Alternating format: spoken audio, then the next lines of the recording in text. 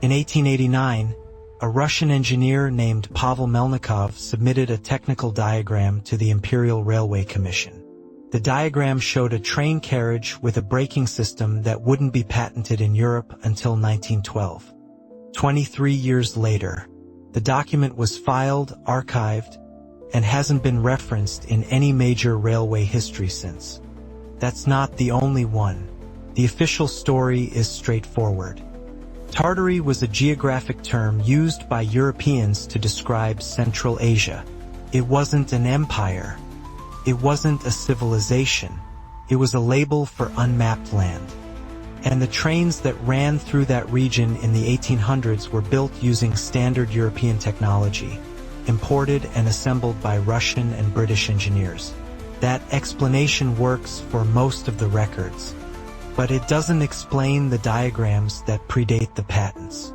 It doesn't explain the metallurgical reports. And it doesn't explain why so many of these designs were never used. There's a technical drawing preserved in the State Archive of the Russian Federation. It shows a suspension system for rail carriages dated 1876. The design uses a coil spring configuration that reduces vertical oscillation by distributing weight across offset anchor points. That system wasn't commercially adopted in Western rail networks until 1903. The diagram is labeled in Russian and French. It lists no inventor. There's no patent application attached. It was submitted as part of a routine infrastructure proposal for a line running east from Kazan. The line was built. The suspension system described in the document was not installed. No explanation is given for why. Once you notice it in one place, it becomes harder to ignore elsewhere. In 1884, a railway bridge was constructed outside Samarkand. The bridge used a cantilevered truss design with load-bearing nodes that appear in a German engineering manual published in 1909. The bridge still stands. The manual credits a Munich-based engineer named Gerber. But the Samarkand Bridge predates his publication by 25 years. There are no records indicating foreign engineers worked on that project. The construction logs list local contractors and regional supervisors. One of them was a man named Konstantin Valeev, whose name appears on 3 other rail projects in the same period, all of which display similar advanced design features. Valeev's employment records end in 1891. There is no death certificate, no retirement notice.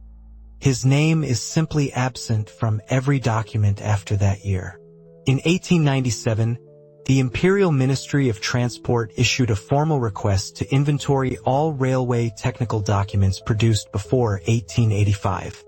The request was sent to regional offices across Siberia, Turkestan, and the Caucasus. Responses were expected within 6 months. Of the 47 offices contacted, 31 replied. 16 did not. Of the 31 that replied, 12 reported that their archives had been destroyed in fires. 4 reported water damage. 6 reported that documents had been transferred to Moscow but could not confirm which department received them. The remaining 9 submitted partial inventories. In total, fewer than 200 documents were recovered. For a rail network that spanned thousands of miles and involved hundreds of projects, that number raises questions. There is a photograph taken in 1902 near Orenburg. It shows a railway depot with a steel frame roof. The frame uses riveted I-beams in a lattice configuration. That type of construction became standard in industrial architecture after 1910, but this structure predates that by 8 years. The depot is still visible in satellite images today, though it is abandoned. Local records say it was built by the Orenburg-Tashkent Railway Company. The company dissolved in 1905. Its financial records were transferred to the Ministry of Finance and have not been digitized. A request for access filed in 2018 was denied due to incomplete cataloging. The reason given was that the files are too fragmented to be useful. But they still exist. Between 1898 and 1903, there is a 5-year period during which almost no new railway patents were filed in the Russian Empire.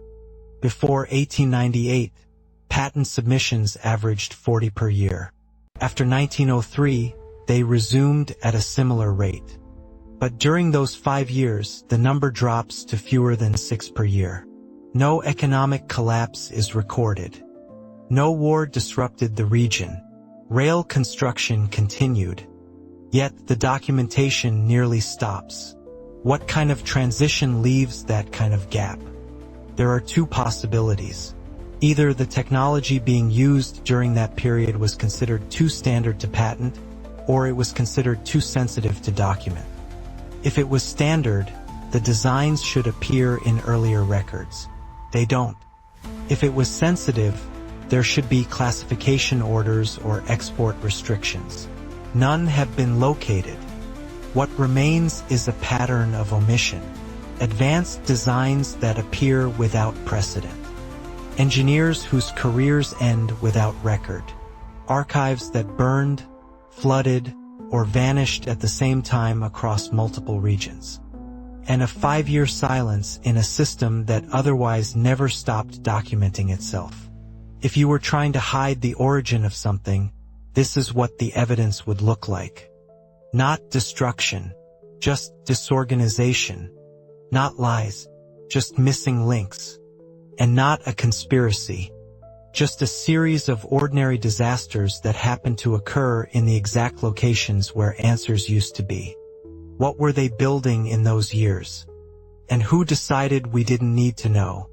If you're still thinking about this, leave a comment. Subscribe if you want to see where else these patterns show up. There's more to look at.